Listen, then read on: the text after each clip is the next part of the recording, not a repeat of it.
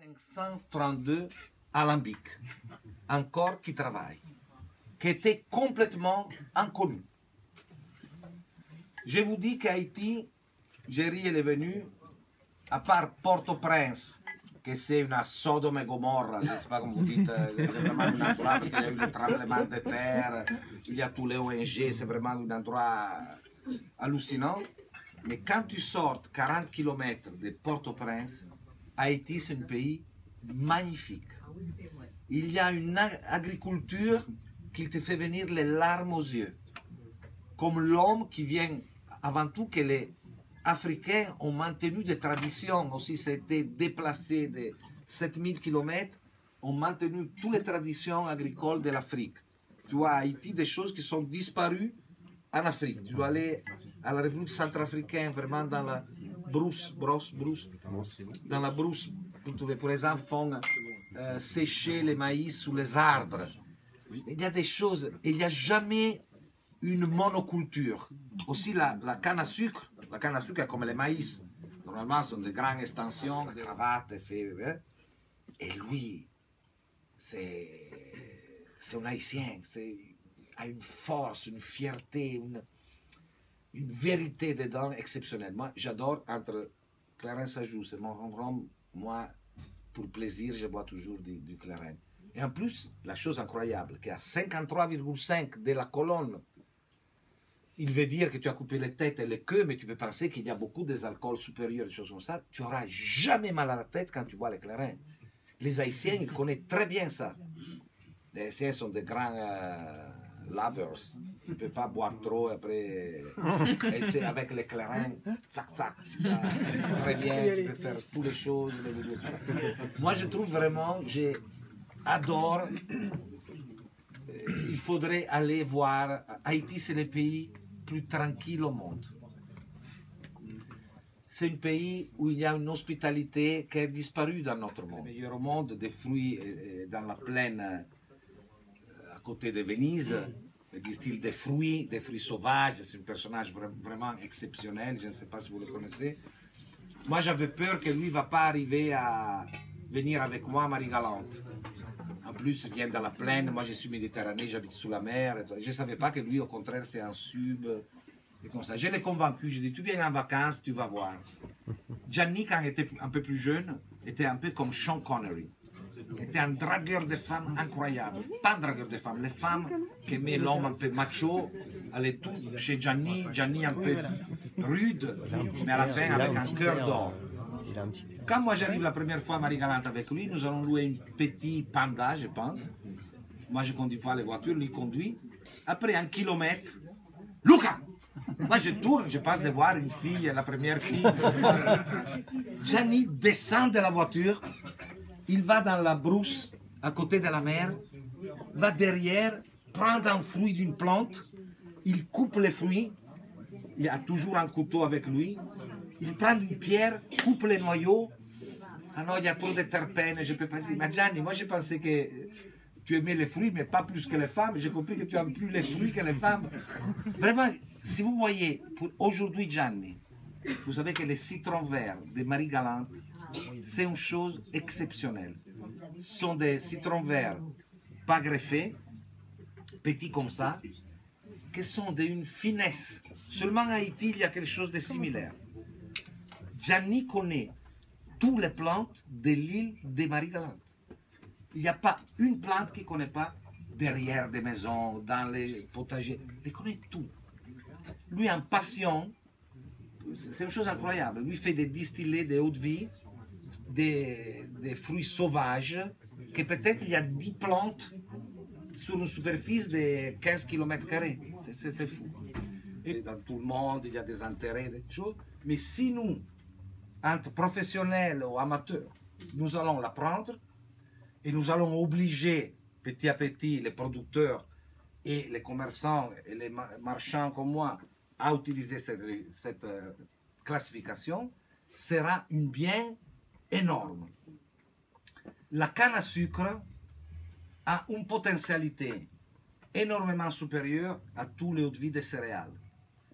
Une céréale n'a pas, surtout aujourd'hui, mais n'a pas un parfum vraiment. tu dois déjà transformer, il n'y a pas de sucre. Tu dois faire les amidons pour faire le sucre, c'est un procès, un double procès. La canne à sucre, c'est une herbe, mais c'est comme un fruit, c'est comme une poire. C'est sucré, un parfum. Tous les cannes ont des parfums différents, légèrement différents. Et alors la potentialité du rhum, c'est vraiment, il peut dépasser les meilleurs whisky. Mais cette confusion, il fait que les consommateurs, qui sont pris un peu par la presse, par les choses, par exemple les amateurs de whisky, moi j'ai connu beaucoup, par exemple Serge Valentin, qui est un grand dégustateur de whisky.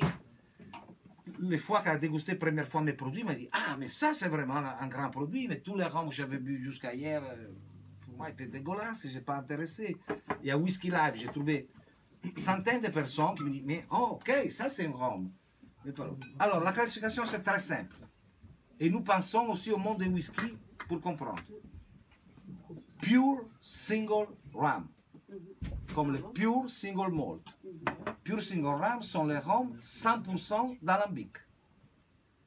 Si vous pensez qu'est-ce que c'est un Pure Single Malt, single veut dire qu'il vient d'une distillerie, malt qui vient de l'orge, mais le vrai élément qualifiant, c'est que ce sont 100% des pot still, d'alambic.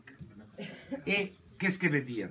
La distillation d'un alambic, c'est une distillation artisanale, et une distillation artisanale fait sortir une eau de vie, une Vesoul, à, comme dans l'agricole, à 78, 80%. Il veut dire que le reste, les autres 20%, c'est la richesse aromatique, sont les alcools supérieurs et tout ça. Alors, Pure Single Rum, 100% pot still. Après, il y a une catégorie qui n'existe pas dans les whisky, que c'est les single blended. Parce que la même distillerie a la colonne continue et l'alambic.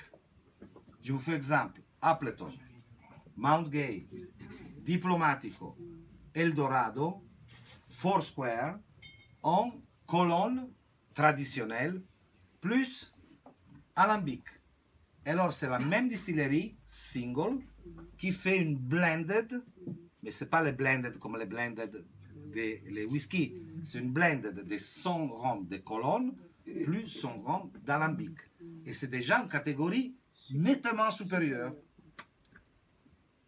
Il y a le Pure Single Rum, Single Blended, Traditional Rum, rhum traditionnel, sont faits dans des colonnes coffee still, sont les vieux colonnes, sont des petits colonnes, comme la colonne des rhums agricoles, la colonne créole, qui, oui, sont des colonnes continues, mais la sortie, c'est à 78, à 75. Veut dire que vous pensez que quand tu dis 75 degrés, c'est les 75% d'alcool. Il veut dire qu'il y a un 25% que c'est d'autres choses. Ce sont des alcools supérieurs, des aldéhydes, des autres choses qui donnent les arômes, que le moment que tu mets à vieillir ce produit, il y a une interaction entre le liquide qui est riche, distillerie de Angostura, Brugal, Havana Club, Bacardi, Santa Teresa. Ce sont des raffineries. Quand tu les vois, tu penses qu'ils sont des raffineries. Et en effet, ils produisent de l'éthanol que tu peux, à Brésil, l'utiliser pour faire aller les voitures, ou tu peux faire la cachaça. C'est exactement le même produit. Parce qu'il faut se demander si un alcool à 95 ou 96%, il peut être nommé rhum. C'est pour ça que dans certains pays comme le Venezuela, tu dois attendre 3 ans pour appeler rhum. C'est le rhum parce qu'il arrive, c'est les bois qui donnent quelque chose. Sinon, c'est de l'alcool.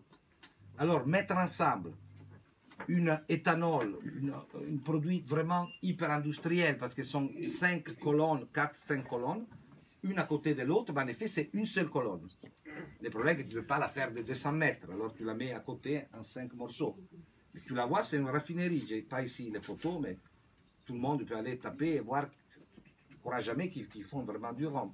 Alors, il y a les rhums tout court, il y a les traditional rhums qui sont faits en colonne, mais une colonne vieux style.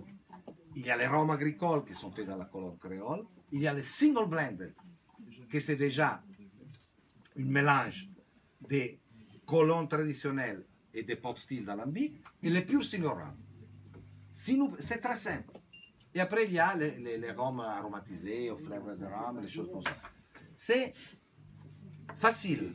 1983, il y a Monsieur Noir, que c'est de cet auteur, s'appelle Rudy Moore, qui est comme ça à côté de fût. C'est la photo que nous avons fait quand la femme a appelé Rudy Moore, qui était le liquidateur. Et c'est là que j'ai découvert un trésor, mais vraiment une chose, je dis, mais comment est possible que moi je suis tombé sur cette chose? C'est une chose qu'encore aujourd'hui, quand je raconte, dans moi je dis, mais je dis la vérité ou non? Mais si, c'est la vérité, c'est la chose qui est passée. C'est une chose incroyable.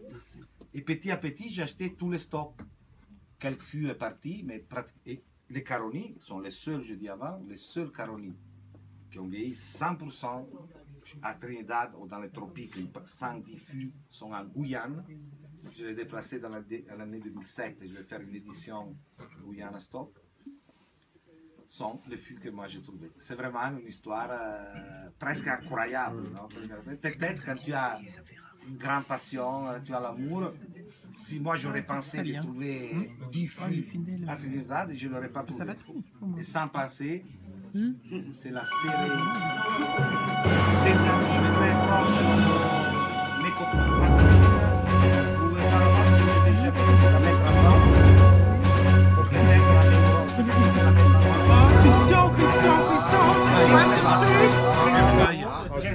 Oh my goodness! Mais pour le moment, Keep cool! Keep calm! après une année et demie, elle n'était pas mise en vente.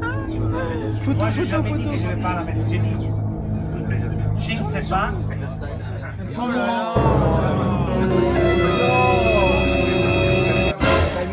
Versailles! Diamond Versailles 96.